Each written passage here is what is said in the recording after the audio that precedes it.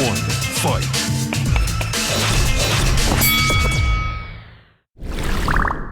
안녕하세요, 박종훈의 경제한방입니다. 최근 들어서 정말 인플레이션에다가 식량 전쟁까지 일어나면서 과연 세계 경제가 어떻게 될지 많은 분들이 관심이 많을 것 같은데요. 김광석 한국경제산업연구원 경제연구실장님을 모셨습니다. 안녕하세요. 네. 안녕하세요. 자, 최근에 오래간만에 뵙습니다. 네. 자, 이 최근에 긴축의 시대 책도 쓰셨습니다. 그래서 여기에 보니까 흥미로운 내용들이 정말 많던데요. 일단 제가 궁금한 것 중에 하나가 이제 초인플레이션이다 이런 표현을 쓰셨더라고요. 네네. 초인플레이션, 이건 원래 하이퍼 인플레이션이라고 그래서 진짜 어마어마한 걸 얘기하는 거잖아요. 네네. 진짜로 그렇게 강력한 인플레이션이 올 거다 이렇게 보시는 겁니까? 그거는 어떻게 보면 세계 주요 기구들도 그렇고 국내외 주요 연구기관들도 공통되게 지적하는 바라고 생각을 합니다. 그러니까 미국 물가 상승률 기준으로도 뭐 엊그저께 8.6%를 찍었는데, 그러니까 이 숫자는 이름하여 41년 만에 최고치잖아요. 이게 초인플레이션을 보여주는 것 같고요. 미국의 목표 물가가 2%니까 2%를 뭐 1%포인트 정도 상향한다면 뭐 3%? 요 정도면 인플레이션 시대라고 할 수 있겠지만, 말 그대로 그 목표 물가를 몇 배를 뛰어넘는 그런 수준이니까 말 그대로 오일 쇼크 이후에 최대치의 물가 상승률, 초인플레이션 시대라고 볼 수 있고요. 어떻게 보면 이런 것 같아요. 요즘처럼 미국 물가 상승률에 이렇게 관심이 있었나? 그러니까요. 그죠? 매달 나올 때마다 미국의 이번 소비자 물가 상승률이 얼마야? 이러면서 우리나라 사람들끼리 아침에 만나면 발표되면 다음날 아침에 막 그 얘기만 하는 거예요. 그죠? 그만큼 물가 상승률에 관심이 많은 지표고, 더군다나 그 물가 상승률이 시장의 기대치가 보통 나오는데, 시장의 기대치가 이번에 예를 들어 8%라고 한다면 그걸 훨씬 초과하면 주가 급락인 거고, 기대치보다도 낮으면 예를 들어서 7.9만 찍더라도 그건 주가가 상승할 수도 있습니다. 이렇게 인플레이션에 그만큼 관심이 많고, 그 인플레이션에 관심이 많은 이유가 물가 잡겠다고 금리 인상하는 속도가 결정되기 때문에, 금리 인상 속도라는 것에 주목을 하다 보니까 물가에 그렇게 주목하고 있는 현상, 초인플레이션 시대에 맞는 것 같습니다. 근데 이제 많은 사람들의 관심은 이제 인플레이션을 왔다는 건 다들 경험을 했으니까, 인플레이션이 진짜 계속해서 이렇게 갈 거냐, 아니면 피크 치고 이렇게 내려와서 이제 그만 우리 좀 그만 괴롭혀, 이제 인플레이션 좀 뭐 이렇게 피크 치고 내려와서 정점을 지나서 좀 내려왔으면 좋겠어, 이런 기대가 지금 교차하고 있는데 어느 쪽으로 미래를 전망하시나요? 물가 상승률 그 숫자만 보면 피크아웃은 할 거라고 생각합니다. 그러니까 8%대에서 9%, 10%대로 올라갈 거라고 생각은 안 하지만 6, 7% 이상의 물가 상승률이 지속되는, 이것은 어떻게 보면 인플레이션의 장기화라고 볼 수 있고요. 피크아웃 찍는다 하더라도 고물가 시대인 건 맞는 거죠. 그러니까 이것을 생각하는데 우리가 근거로 삼는 것이 주로 이제 원자재 가격 상승세인데, 고유가 시대 계속 될 거라고 EIA도 전망을 하고 있고, 물론 피크아웃은 찍지만 고유가, 그리고 철, 비철 금속이라는 이 광물 자원의 어떻게 보면 공급망 병목 현상, 이것도 장기화되는 것으로 판단하고 있고, 또 IPEF 출범에 따라서 그런 것들이 더 격화될 것으로 보고도 있습니다. 원자재 공급을 차단하는 거죠. 우리 요소수 사태 경험했던 것처럼. 또 나아가서 제가 개인적으로 많이 주목하고 있는 것은 식료품 원자재인데요. 제가 22년 전망 그 책 냈을 때도 이 경제한방에 출연했었지만, 그때 여러분께 구리사시라고 말씀드렸어요. 철, 비철, 금속.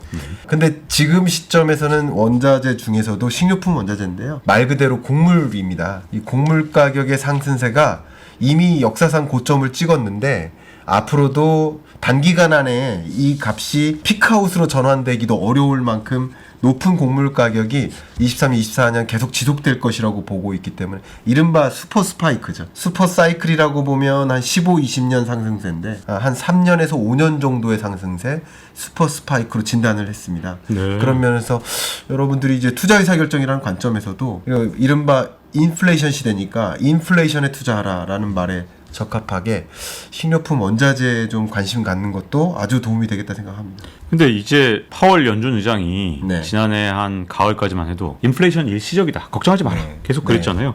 근데 이런 예측이 틀리고 결국은 인플레이션이 왔단 말입니다. 그것도 생각보다 훨씬 더 세게 왔는데, 그렇게 된 원인이 있다면 어디 있을까요? 전쟁이죠.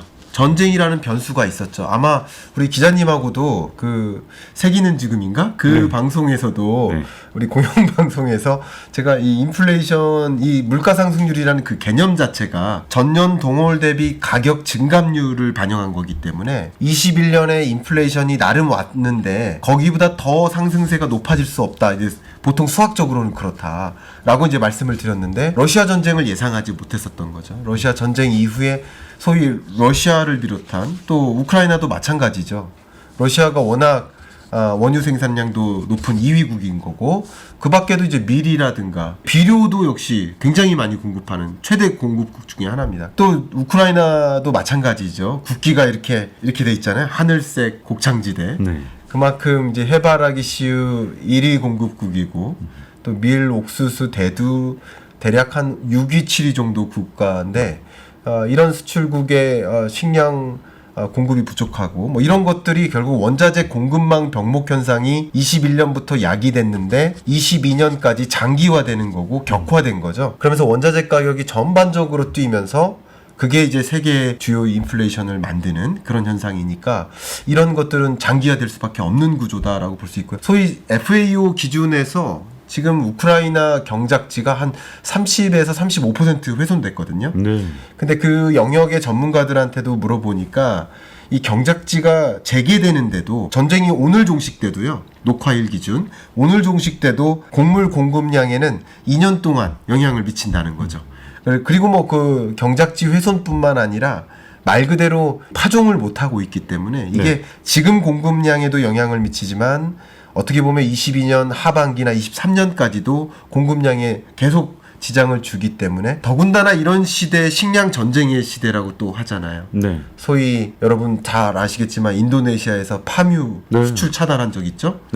또 인도에서는 밀 수출을 차단한 바 있죠. 말레이시아에서는 닭고기 수출을 닭고기나 생닭이나 뭐 육가공품 다 수출을 금지했습니다. 이것은 어떻게 보면 물가가 상승하면 수출 기업 입장에서는 수출하는 게 유리하고 국가 경제에는 결국 수출을 더 장려할 필요가 있는데 이럼에도 불구하고 수출을 차단했다는 얘기는 그런 신흥국마저 자국 물가가 중요했던 거죠. 그만큼 인플레이션 시대라고 볼 수 있고 이런 식료품 보호무역주의, 식량 전쟁은 말 그대로 식량 원자재 가격 상승세를 더 부추길 수밖에 없는 거죠. 이게 이제 어떻게 보면 원자재 공급망 병목 현상을 가지고 물가를 좀 전망해 보는 방식인 거고요. 그 외에도 심리적으로도 볼 수 있죠. 기대 인플레이션율이라고 볼 수 있는데 여러분 임금 협상의 과정에서도 지금의 물가 인상분을 임금 협상에 반영시키기 위해 움직입니다. 그래서 우리나라의 주요 기업들도 아마 많이 만나보셨겠지만 저도 만나보면 이 노조위원장이라고 할 수 있는 그런 분들이 계속 걱정이 뭐냐면 지금 가뜩이나 경기가 안 좋은데 그리고 비용 인상분 그 예를 들어 뭐 서울우유나 아니면 농심이나 이런 신흥품 제조사들도 이 원자재 가격이 치솟아서 도저히 이제 수익성을 만들 수가 없는데 물가 상승분만큼을 임금에 반영해야 된다라는 노측의 입장도 있기 때문에 그러니까 그런 것들이 이제 기대 인플레이션율이죠. 앞으로 물가가 상승할 것이기 때문에 인건비에 반영해야 된다. 그리고 앞으로 뭐 단무지나 뭐 예를 들어서 햄이나 쌀 가격이 오를 것 같다 그러면 아무래도 메뉴판 가격도 뜯어 고치는 거죠. 이런 것이 기대 인플레이션율이고 기대 인플레이션율이 말 그대로 인플레이션을 만드는 그런 것들 때문에 22년 하반기나 23년 초반기까지도 상반기까지도 인플레이션 시대는 계속 될 것이다. 인플레이션 쇼크가 계속 있을 것이다. 이렇게 보겠습니다. 인플레이션 중에서 우리나라한테 가장 좀 안 좋은 게 저는 유가 같은데 그 이유가 뭐 당장 무역수지 적자를 우리가 보지 않다가 최근에 유가가 오르니까 무역수지 적자가 일어나더라고요. 원유 가격이 지금처럼 계속 오른 상황 도대체 어떤 방법이 있을지 궁금한데요. 원유 가격 상승에 따른 뭐 대처 방법은 그렇게 많지는 않을 것 같습니다. 우리나라가 해결하기보다는 국제사회의 관점에서 해결해야 될 이슈들이 더 많은 것 같고요. 다만 이런 국제 유가 상승세마저도 이제 달러 강세의 영향도 상당히 있는 거죠. 우리나라는 아까 곡물을 말씀드렸지만 곡물 수입 7위국이에요. 근데 이 곡물 가격이 오르는 이유는 당연히 수입 물가가 오르는 것 때문인데 그건 또 역시 달러화 강세 때문일 거거든요. 네. 근데 달러화 강세 기조는 언제까지 지속될까? 이것도 제가 책에서 좀 집중적으로 다뤘었는데, 자, 한번 근래 들어 이 미국이 빅스텝 할 때, 그러니까 금리 인상기 긴축의 시대일 때 공통적으로 달러 강세가 나왔는지를 판단해 봤는데요. 네. 이번 시즌 말고요. 근래의 과거 속에서 한 네 번에 걸친 금리 인상기가 있습니다. 그 금리 인상기를 이름하여 긴축의 시대라고 할 수 있는데, 이 긴축의 시대 동안에 보면 금리 인상을 단행한 시점을 T0라고 한다면 재미있게도 180일 전, 그러니까 약 6개월 전 동안에는 공통되게 달러 강세가 나왔습니다. 그러니까 이건 이번 시즌에도 공통되게 작용했죠. 네. 근데 재미있게도 금리 인상을 단행한 이후에는 2개 시즌에는 달러 강세가, 2개 시즌에는 오히려 달러 약세가 나왔어요. 반반이네요, 정확하게. 네. 그러니까 이것만 보면 반반인데요. 그러면 왜 강세일까, 왜 약세일까를 판단해 보면 되는데요. 결과적으로는 이렇습니다. 미국이 빅스텝을 단행하거나 금리 인상 기조를 가져갈 때 다른 나라, 그러니까 우리나라죠. 교환 비율이기 때문에 우리나라도 같은 속도로 금리 인상을 단행하거나 혹은 우리나라가 미국보다 더 빠른 속도로 빅스텝을 한다면 그러면 달러 강세가 아닌 거죠. 네. 그런데 미국의 인상 속도만큼 우리도 같이 빅스텝 못하고 베이비 스텝을 한다 그러면 당연히 달러 강세가 나올 수밖에 없는 거죠. 결국은 인플레이션이 우리가 주목해야 될 거는 압력이 다릅니다. 네. 그러니까 글로벌 인플레이션 시대인 건 맞습니다만 정도의 차이가 심한 거죠. 그러니까 미국이나 영국이나 유럽 같은 경우는 연간 물가 상승률 기준으로 7%대 후반을 전망하고 있고요. 근데 우리나라 물가 상승률은 4에서 4.5%를 전망. 네. 그러니까 거의 2배 정도 차이 나잖아요. 네. 그러니까 물가 상승 압력이 다르기 때문에 금리 인상 행보도 다른 거죠. 속도도 다른 거죠. 그래서 미국은 빅스텝 할 때 자이언트 스텝 해야 되는 거 아니냐라고 논의가 될 때 우리는 빅스텝은 좀 어렵지 않느냐라고 판단하는 그 이유가 그런 거죠. 이것이 결국 강달러 현상을 만들고 이것 때문에 무역수지 적자라든가 원자재 가격을 수입하는 그 워낙에 원자재를 수입해다 쓰는데 원자재 수입 가격이 더 비싸지니까 네. 그것이 결국 우리에게 주는 부담인 거죠.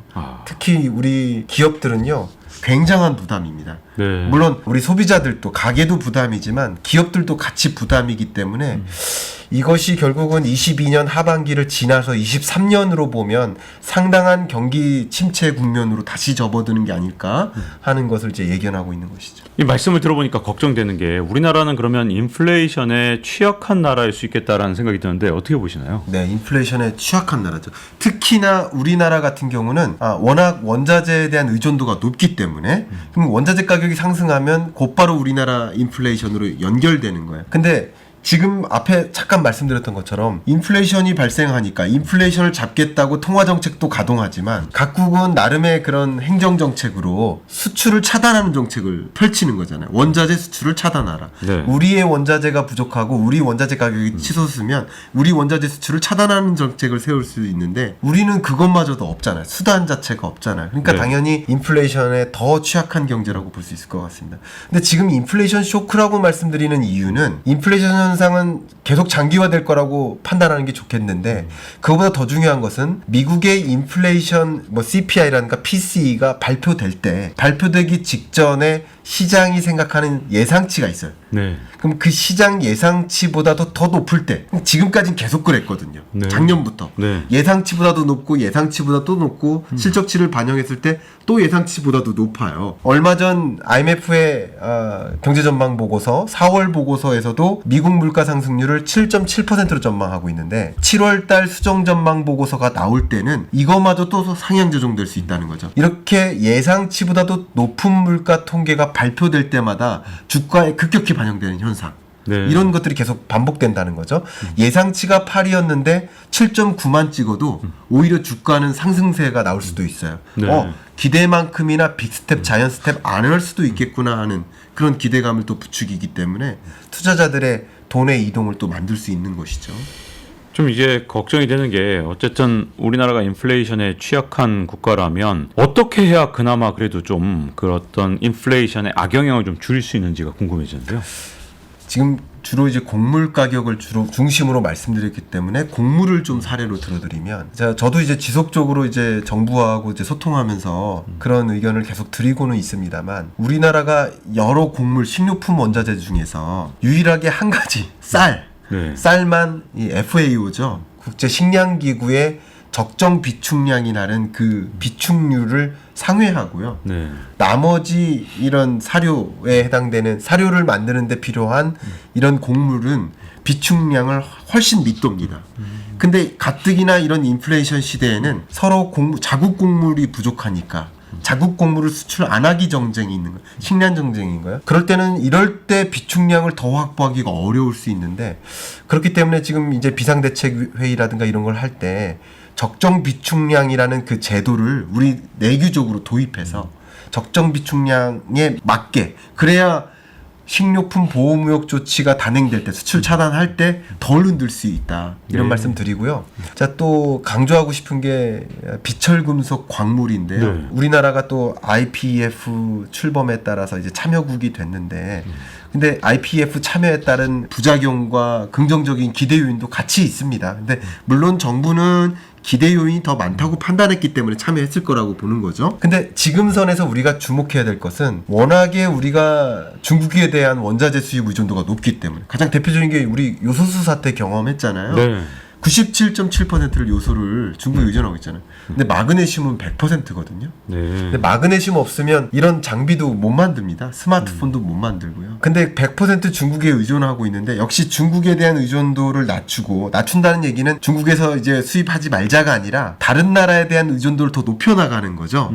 그런 차선책으로서 IPEF 출범에 참여한 이런 국가들과 공조체제를 마련해야 되는 거죠. 사실 그런 의미가 담긴 게 IPEF인데요. 결과적으로는 결국 뭐 인도나 인도네시아, 말레이시아, 그밖에 뭐 필리핀이라든가 이 동남아 이 태평양 국가들과 긴밀한 원자재 소싱을 위한 또 생산 기지 이동을 위한 그 정책을 미리부터 중국의 어떤 예를 들어서 대만을 두고 뭐 군사적으로 격발하는 뭐 이런 일이 있을 수도 있습니다. 특히 이제 중간 선거들이 양국에 있기 때문에 그런 일이 있을 수 있는데 그런 일이 있게 되면 제2의 요소수 사태가 있을 수 있기 때문에 그러면 또 다른 인플레이션 압력이 작용하는 거예요. 러시아 전쟁처럼. 그런 것이 있기 전에 먼저 이런 원자재 소싱을 좀 다변화하는 노력 이런 것들도 정책적인 노력이 될 수 있겠죠. 이런 것을 이제 중앙은행에만 맡기는 것이 아니라 중앙은행이 할 수 있는 카드가 굉장히 제한적이기 때문에 행정적으로도 또 외교적으로도 이런 정책을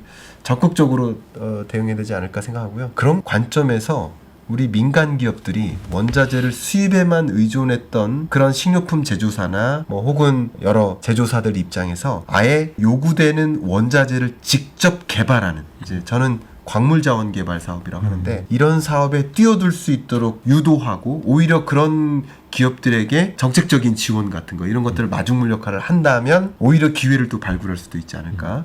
또 그런 관점에서 여러분이 어떤 기업들이 광물을 직접 개발하나 식량 자원을 직접 개발하나 뭐 이런 것들을 좀 포착하시는 것도 좋은 좀 포인트가 아닐까 생각합니다. 이렇게 인플레이션이라는 게 다시 찾아온 게 40여 년 만의 일이다 보니까 네. 인플레이션에 익숙하지 않잖아요. 그러면 네. 인플레이션 왔을 때 일반 개인 투자자들은 도대체 뭘 투자해서 자기 자산을 지킬 수 있을까요? 제가 이미 우리 박정우 기자님하고 여러 차례 이 방송을 해왔지만 2021년 경제전망서를 냈을 때도 제가 원유에 투자를 하시라고 말씀드렸었습니다. 원유 선물 ETF죠. 네. 그리고 22년 전망을 이야기할 때도 아마 그 영상이 남아있을 겁니다. 네.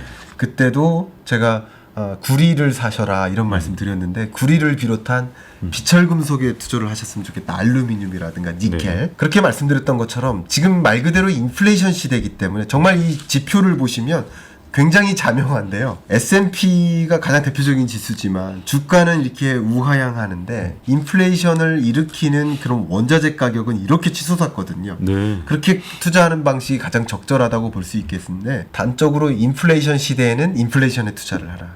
그럼 인플레이션을 만드는 22년 하반기 23년에 가장 주요한 그 요소가 식료품 원자재다라고 생각을 할 수 있고요. 그렇기 때문에 곡물 가격, 예를 들어 옥수수나 대두, 밀 이런 것에 추종하는 그런 ETF 상품들 이런 것에 저는 적극적으로 좀 추천을 드리고 싶습니다. 혹시라도 그러면 원자재 가격이 이렇게 보면 우리 최근의 자본주의 역사를 보면 굉장히 크게 오르는 그런 네. 현상들이 좀 있었잖아요. 네. 원자재 슈퍼 사이클이라고 부르는 이런 현상들이 근래에 앞으로 올 수가 있는 겁니까? 어떻습니까? 그러니까 슈퍼사이클이 올 수 없다고 가정할 수는 없습니다. 그러나 슈퍼사이클이라고 가정할 수 있는 근거는 별로 없는 것 같아요. 그렇기 때문에 슈퍼사이클로 진단할지 스몰사이클, 이렇게 슈퍼스파이크로 정의할지가 굉장히 중요한 것 같아요. 근데 근래에 있었던 슈퍼사이클을 한번 돌이켜보면 그게 소위 말하는 2001년부터잖아요. 네. 중국이 WTO에 가입하면서 세계의 공장으로 부상하면서 정말 블랙홀처럼 빨아들였습니다. 원유나 철, 비철금속, 심지어 이 건설이나 인프라 사업이 커지니까 약 15년, 20년 동안 중국이 폭풍 성장하면서 중산층이 많아져요. 네. 왜냐하면 일자리가 탄탄해지니까 중산층이 많아지니까 기후식품 수요마저 늘어요. 커피나 이런 콩, 이런 곡물 가격도 같이 치솟는 거예요. 그게 이제 원자재 슈퍼사이클 기간이었던 거죠. 2001년부터 약 2015년 요 정도라고 볼 수 있습니다. 물론 금융위기 기간에 일시적으로 급락을 했었지만, 근데 이렇게 중장기적으로 원자재 가격을 급격히 치솟게 만드는 그런 변수는 이 중국의 등장 혹은 브릭스의 등장, 이런 구조적인 요인은 지금으로선 판단 내려지지 않습니다. 지금으로서는 지금 1년에 어떤 국제 유가 상승이나 혹은 철, 비철, 금속, 식료품 원자재 가격을 상승시킨 그 요인들이 장기적인 요인이라기보다는 중기적인 요인이에요. 그래서 네. 지금으로서는 스몰 사이클로 혹은 이제 슈퍼 사이클로서 가정하고 투자 의사 결정을 하는 게 맞지 않을까 하는 의견을 드리고 싶습니다. 네, 이렇게 인플레이션과 식량 전쟁, 현재 지금 가장 문제가 심각한 그 부분에 대해서 김광석 실장님과 함께 얘기를 나눠봤고요. 잊지 말고 좋아요, 구독, 알림 설정해 주시면요, 또 다음 편에서 찾아뵙도록 하겠습니다. 감사합니다. 감사합니다. Round one, fight.